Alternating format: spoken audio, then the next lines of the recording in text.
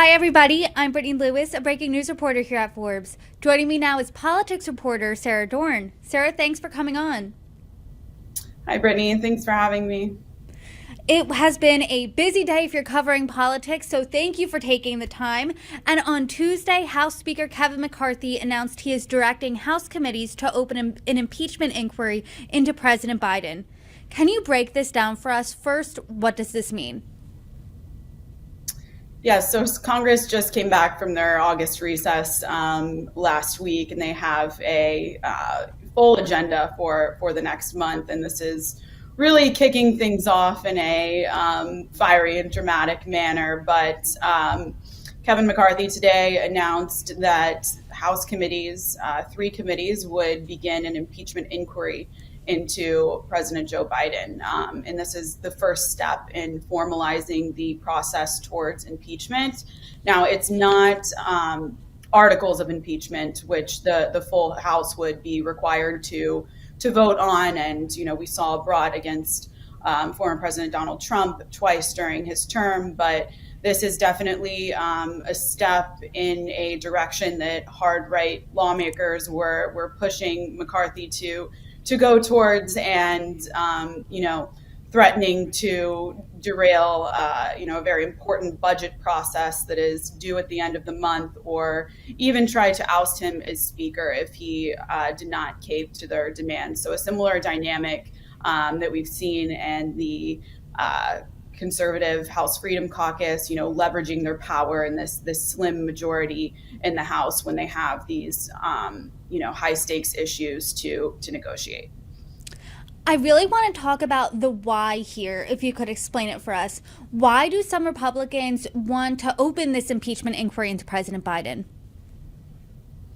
So it's very complicated, all of the evidence that they have presented against President Joe Biden and his son over the past 9 months. And, even before that, they had less power in investigating him because they did not control the House committees. But we've really seen them ramp up since Republicans took control of the House in November.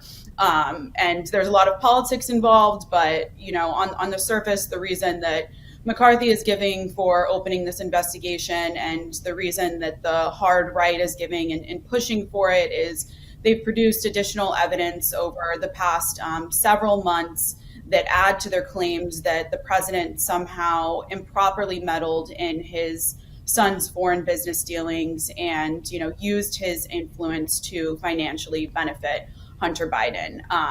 One of the most explosive allegations came in the form of an FBI, an anonymous source. The FBI years ago had interviewed this source who said that Biden and Hunter Biden had received tens of millions of dollars from the CEO of a Ukrainian energy company that Hunter Biden used to sit on the board of. I'm sure a lot of viewers are familiar with the name of it, Burisma, in exchange for pushing for the ouster of a Ukrainian prosecutor who they say it's a Ukrainian corruption prosecutor who they say was investigating Burisma for corruption. But at the time, that allegation is fraught with some factual deficiencies. And then there were just a number of claims, again, building on these accusations that Hunter Biden, and this is true, he does have an extensive record of working with foreign entities in his various investment ventures, but really just trying to link President Biden to those claims directly. And there's not a lot of evidence that suggests that he was directly involved. It maybe alludes to that and creates a narrative, but definitely not a lot of evidence suggesting he was directly involved, and even less so suggesting that there was any illegal activity on the part of the president or even his son, Hunter. I've heard the terms from you in that explanation: claims, accusations, allude, and what I didn't hear is solid evidence. Is there any solid evidence that directly links the president to having personally financially benefited from his son Hunter's business dealings, that he acted illegally at all, or that his foreign policy decisions were at all influenced. Because there has been a lot of talk for months and months now about that smoking gun, and as of right now, it's not being presented. That's exactly right. If Republicans do have that evidence, they have yet to present it. And, even this FBI source who had made this bribery allegations, as I was just explaining, the FBI did not verify that report. They were unable to do so. And that's why it, has presumably been withheld from the public for this long. So I think that a lot of these allegations have become sort of white noise to the public because there hasn't been, something showing solid evidence that the president, even, there are these phone calls. I want to say that this is probably one of the most clear pieces, linking Biden to his son's foreign business dealings. But even that is, stands on really shaky footing. Hunter Biden's former business partner testified before Congress several weeks ago that, he did see Hunter Biden and Biden speaking on speakerphone in the presence of Hunter Biden's foreign business partners.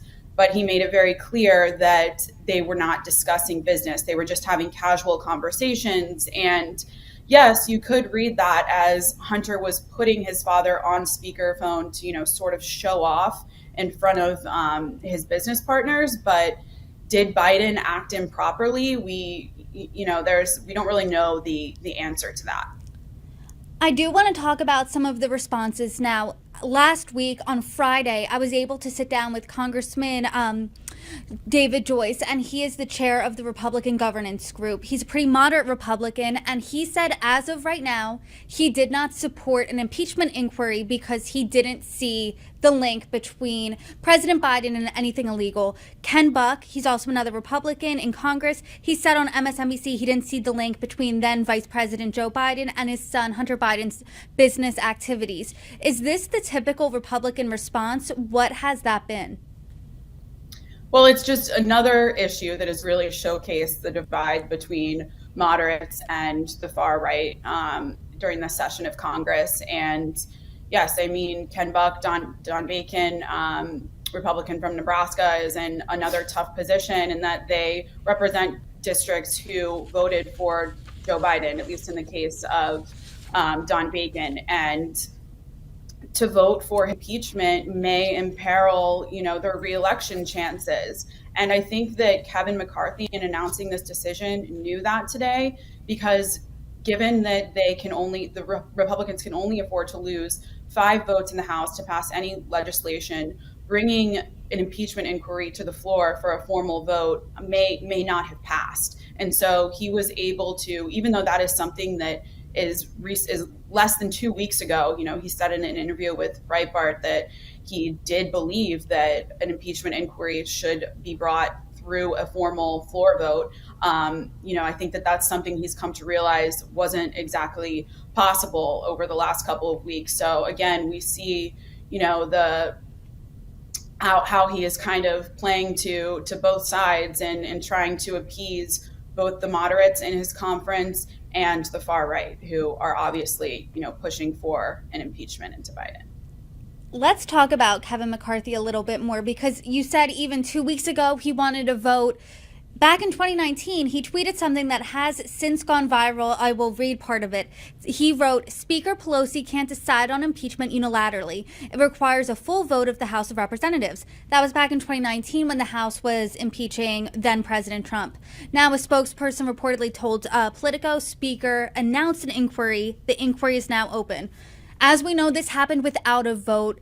What has the response been to Kevin McCarthy's flip-flop here? So the White House, I think that, Ian Sams, White House spokesperson, was one of the people, Democrats, promoting that letter that McCarthy sent to Pelosi in 2019, just describing the importance of a formal floor vote to bring something as serious and as an impeachment inquiry of the president before the House. so the White House has definitely highlighted this flip-flopping. The Biden campaign has accused McCarthy of being a super surrogate for the Trump campaign. But I think that there are a number of moderates who have expressed to reporters on the Hill today that, they are fairly pleased with this decision. And I would say, just reading the tea leaves, obviously people like Matt Gaetz and Marjorie Taylor Greene are not going to say that they think that this went far enough, and they of course want a formal vote to file articles of impeachment. But I felt that their reaction was, not as aggressive as you might think, and criticizing McCarthy for not bringing this to a formal floor vote, because I think that they also may acknowledge that there are a number of moderates who could have opposed the effort and tanked it, which would have been bad for them politically on the far right. So yeah, definitely an interesting flip-flop that you saw from McCarthy today. But again, I don't know that he had much of an option there. And as you know, this is coming as Congress is negotiating spending bills to avert a government shutdown come September 30th. So we are really in this tough spot. 2 weeks, the government could shut down, could not. What's it looking like?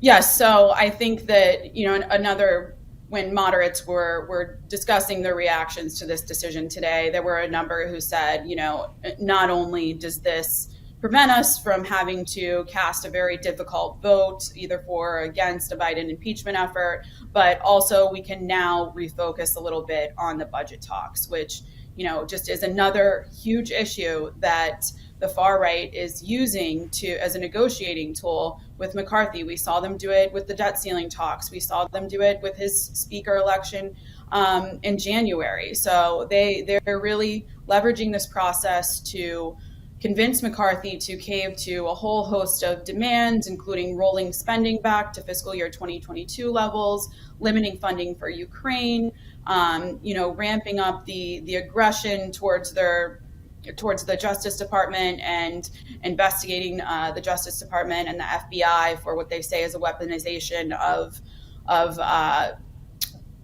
law enforcement, and that's obviously a nod to their various probes into Trump.